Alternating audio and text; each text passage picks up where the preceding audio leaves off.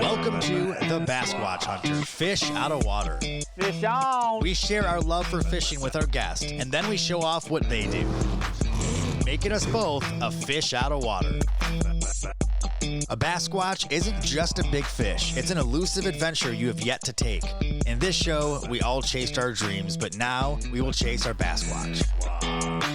You're watching the Basquatch Hunter, Fish Out of Water.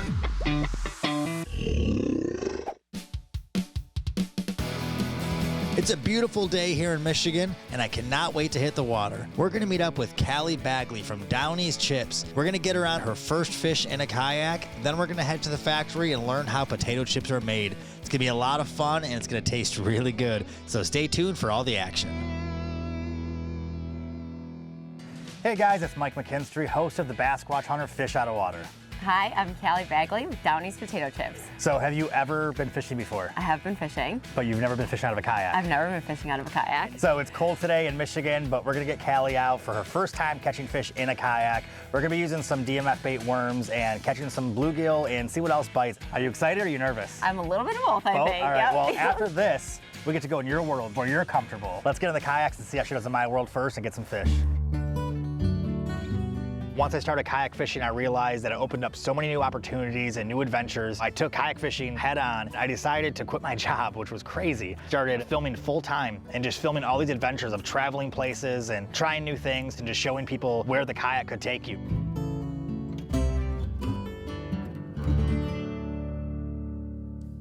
So when Mike first asked me to be on the show, I was super excited. I've only ever fished once in my life, so I had no clue what to expect. All right, Kali, so I'm gonna show you the rundown of the gear we're using today. So this is a 7-foot light rod. This rod is made by FX Custom Rods, and as you can see, the tip is really flexible. Sure. And I'm giving you a pretty good reel to start with. It's an Abu Garcia reel. They make everything from beginner to expert reels. And of course, we got a bobber with rattles on it so you can hear it. Beautiful. Now we're ready to fish. So I brought some worms. And I brought some chips. Oh, let's eat one of these. Preferably the chips. Preferably the chips. Yeah. Now, I've definitely heard of fish and chips, but what about fishing with chips? So these are made right here in Waterford? Right here in Waterford since 1984. Awesome. Well, cheers. Cheers. Oh my God. These are incredible. Thank you. Well, I don't know how we're gonna do with fishing today, but it was the first guest that brought me snacks. So that's a pretty good start. Kali got used to the boat pretty quick, but I think she's having a difficult time casting, so I'm gonna have to help her out a little bit. Try to hold your rod down a little bit more. Yep. And then you gotta let go of the line. Look what I just did. Yeah, you let go of the line when you cast. Here we go, let go of the line when you, oh, wrong way. I just made it so much worse. Mike's showing me how to cast the rod, and I'm not gonna lie, the first couple are not going well. So remember, let go with your finger. Let go with my finger. And then keep that rod tip down. There you go. Perfect, there you go. All right. Should I just let mine sit? Yep, this is the fun part about fishing. Great. This is where I remind everybody where it's called fishing, not catching. True. I was really hoping to catch the first fish, but then I look over, and of course, Mike has one. Ooh, I got a fish. Did you? Fish on, there we go. Oh my gosh. There we go. Look at that bobber swim. Oh, that is a beautiful bluegill. First fish of the day, and this is a monster bluegill. I don't know if we're gonna catch a bigger one than this all day. Oh my gosh. That is a beautiful so bluegill. Cute.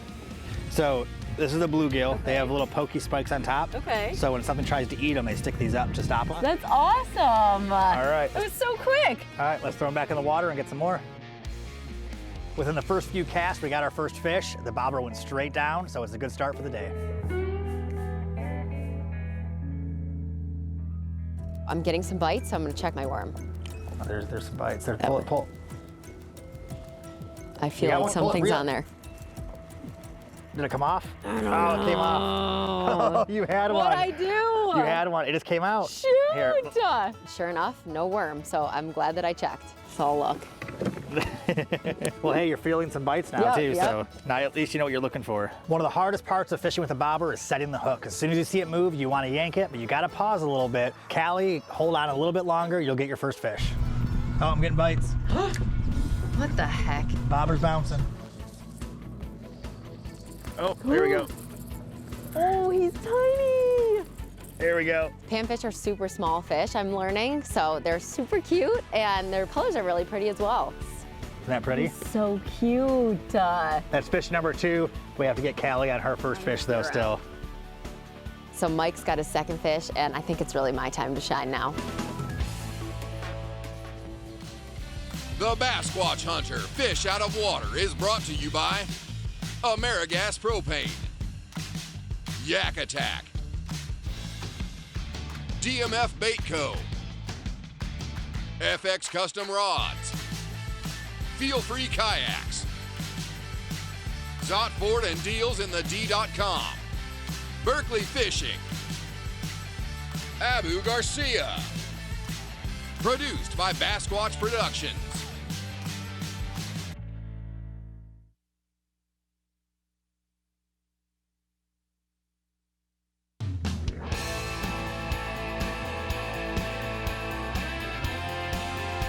Well, I caught a few fish. I'm having a lot of fun, but now it's time for Kali to get her first fish. And then make sure you let go of the line.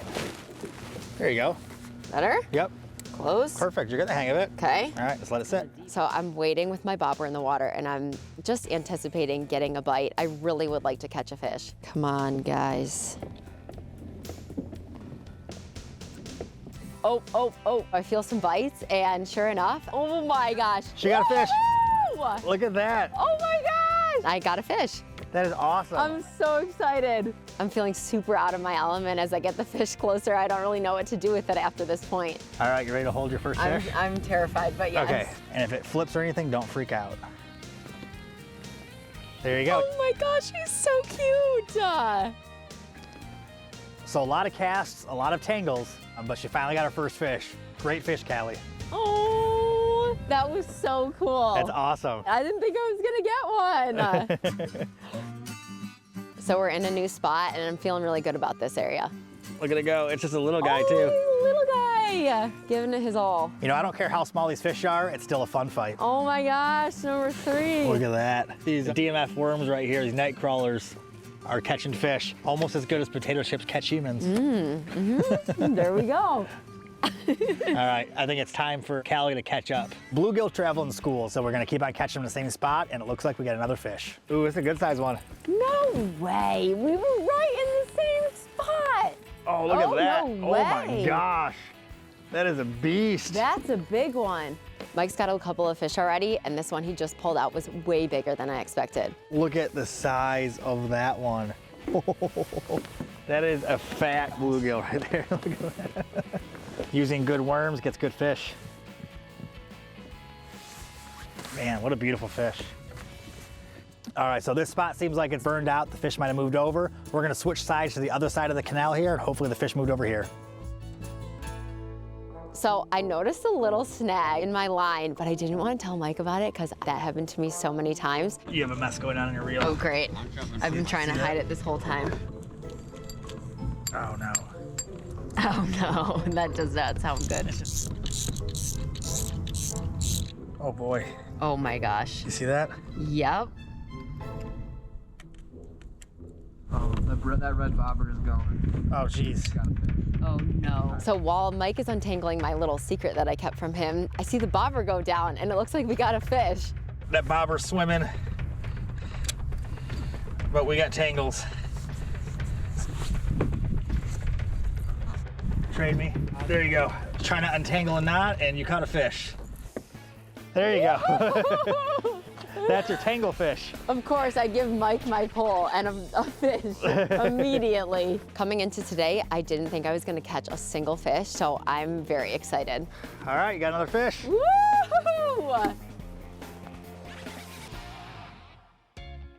So I've started to figure out the casting and that makes all the difference. Now I can put the bobber exactly where I want it. Woo-hoo! Yes. There you go. Oh yeah! Oh my gosh. Well, it looks like Kali's a fish catching machine now. She's catching one fish after another and she's having a blast. Ah! He's so cute. Oh my gosh, I'm feeling good now. He was a good one. The day's winding down now. I've got about 4 or 5 fish and so does Kali, but it looks like she has another one on the line. Oh my gosh. Look at it, it's moving your kayak. Holy cow. Yeah, he was fighting a little bit. What's that, 4? Yeah, I think that's 4 for you. Beautiful. You know, Kali, if the potato chips don't work out, you can always fish for a living because you're doing pretty good. Awesome. What do you think? You like fishing now? I love fishing now. I'd like to do this every day, actually. So I caught a couple fish back to back, and now I understand why people really love fishing. All right, well, we'll call that one the last fish. Okay, that was beautiful. All right, well, we did had good. an awesome time, and now you did really good in my world. Thank you. But now we get to go in your world I'm next. ready to take you there. You think I'm gonna do okay? I think you're gonna do great. Thank you guys for watching Callie's first time fishing. Now I'm gonna head to her world and make some potato chips and see how it's all done. So stay tuned for some more action, and we're gonna go head in.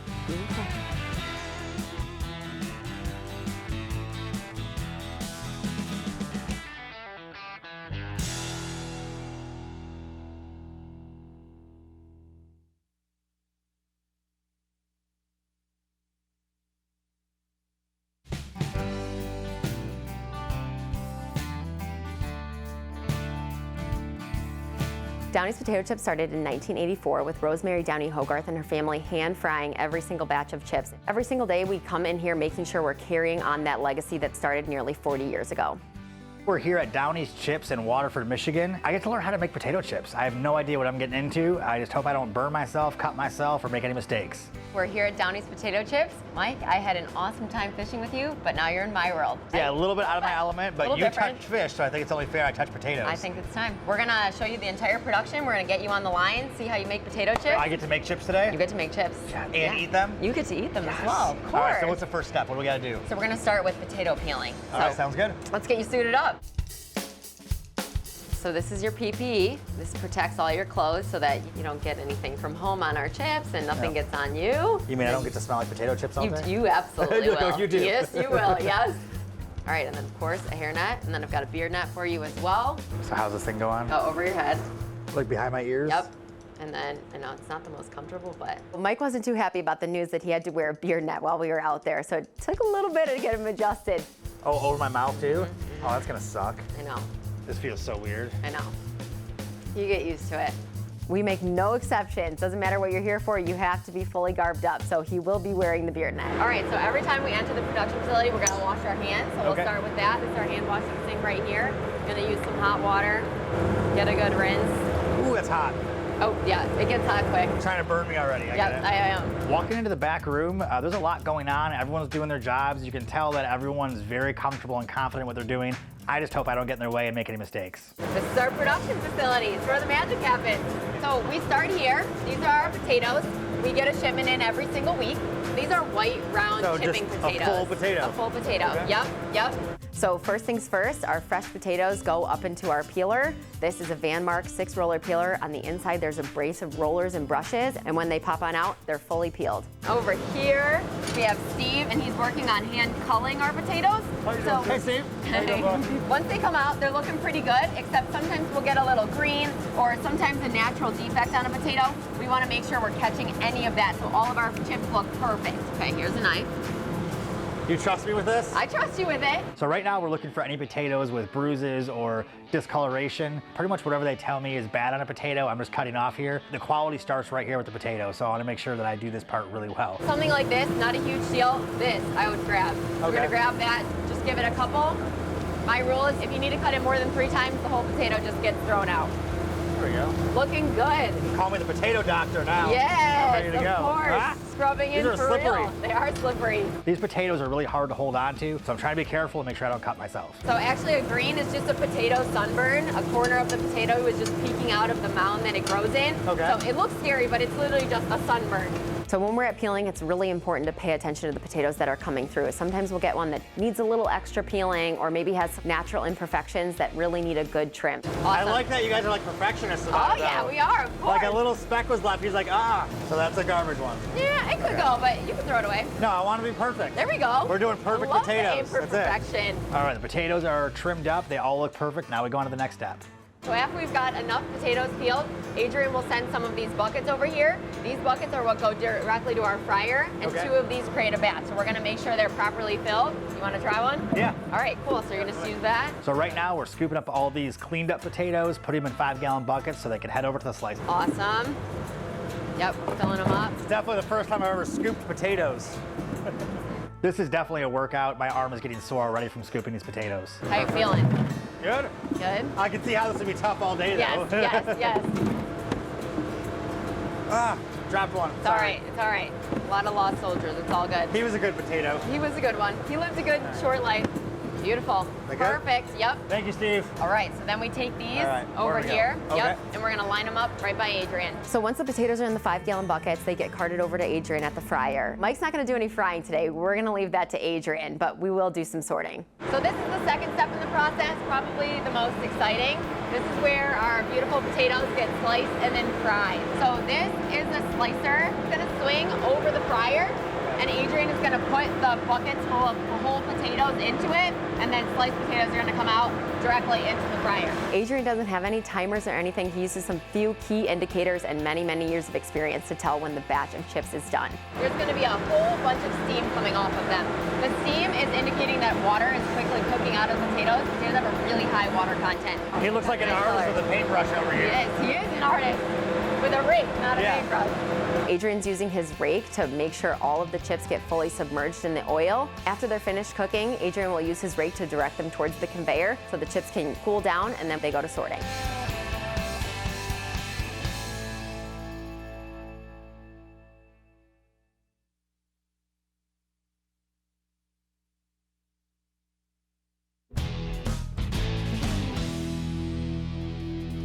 So we gotta put fresh gloves on because we just taught raw potatoes and we're gonna go to sorting our fresh ones. Okay. So we're gonna take our old gloves off, we're gonna wash our hands, and then we're gonna put on new ones. It's making me hungry though. I know, right? Now I want potato chips. We'll feast later. All right, now the chips are sliced, they're cooked, they're ready to go. Now they go into sorting to make sure any imperfections get weeded out before we go to the next step. These smell so good. I just wanna, I know. is it wrong that I kinda wanna jump in a plate kind of full of chips? Mainly when we're sorting through these chips, we want to make sure that nothing with imperfections get through. Whole potatoes and any wet centers, which is just like a really raw potato that didn't get fully cooked. I spotted a whole potato. Oh, this is exactly what we're looking for. Oh my God, that feels so cool though. Doesn't it? It's like literally. That looks delicious. I know, it does. Yeah. You want me to save it for you? Oh, I found a soft one. There we go. Good job, Mike. My first soft chip. There we go. Mike is doing great. He caught a bunch of raw ones. We spotted a potato. He's doing a good job. This is actually a pretty cool part of the job. It is, right? I think this part's really calming. Like if you have a stressful day or something, Yes. I'll just come back here Come and in here. I need to sort chips for a minute. 100%. This is one of the steps that makes Downey's truly handcrafted. Our team is wonderful and so dedicated in making sure that every single chip that goes into a bag is absolutely perfect for you. So when you get Downey's chips, you know that they're hand sorted, that they're hand fried. Every part of this process is handmade. Yes. That's why they're so good when you open up a bag. I want to eat all these right now. So first things first, at packaging, we're gonna lift these white buckets up that we just finished sorting and put them into our hopper. Perfect. The chips are all sorted. Now it's time to add the flavor. So this part of the process is super automated. This right here is weighing every gram of chips that goes across. As it weighs it, it decides how much seasoning should be expelled from here. Wow. And then the chips come through this tumble drum.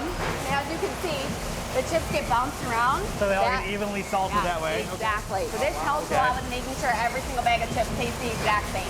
It's really cool to see how the science and the machinery kind of takes over here. This part's not done by hand, but it's very precise and calculated, so each chip is perfectly seasoned. So let's show you what the chips look like right before they go into a bag. All right. This is a combination multi-head weigher. So as the chips come up off the conveyor belt, they slow themselves down, spread themselves out, and then they find themselves in each one of these little buckets. 8 ounces of chips then drop down into a bag below, and then there's heating elements that close the bag, and then a knife punches out, cuts the bag, and then they go 12 to a box, 30 to a pallet. There's a lot of science behind chips. Yes, yes, yes, yes. So if this gets too full, this eye will see it and the whole line will shut down. Okay. It'll give the machine time to correct itself and then it'll start back up again.